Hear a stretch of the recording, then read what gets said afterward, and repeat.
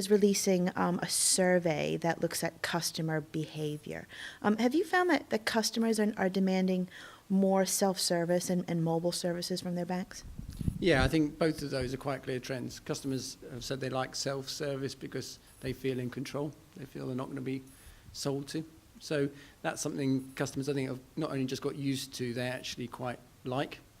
And I think whether it's self-service from mobiles, on the web, the speech recognition, the trend is the same. Customers are pretty happy to use it for the right transaction. I think that's the one caveat I'd put in that. You surveyed an equal number of people in the U.S. and the UK. Was there any regional difference on expectations of mobile services or online services or self-service?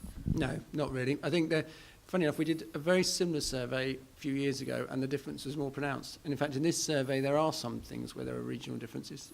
Text, for example, is more predominant in the UK than the US.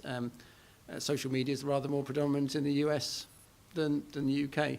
But in terms of how people want to engage their bank via self-service, they're pretty similar. The survey also looked at voice biometrics for ID, and I was surprised to see that almost half those surveyed said they'd be happy using voice biometrics.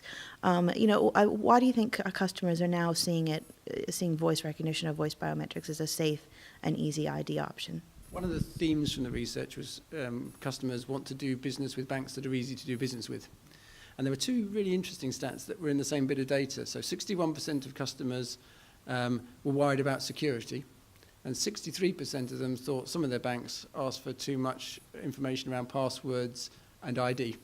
So I think the voice verification technologies is a reflection of that. They want the security, but don't want the complexities of passwords. But 61% and 63% together shows, people accept the need for security, but worry about how we're getting it. Another thing that came out from the survey was that smartphone users were even more likely to want online services and self-service and mobile. Was that a surprising finding from the survey? And why do you think that is? Well, some bits of the smartphone data weren't surprising. So, people with smartphones are more likely to browse the web and use web self-service from their smartphone. Well, that would be expected. But funny enough, people who use smartphones, behaviour is different across the spectrum. So people who use smartphones are quite a bit more likely to call a call centre at all, or use a contact centre at all. They're much more likely to use text. So it is a different population. They're behaving differently as a group. So that's what I didn't expect. I expected them to be users of mobile, web, and self-service. What you didn't expect them to do is also contact centres more frequently across the board.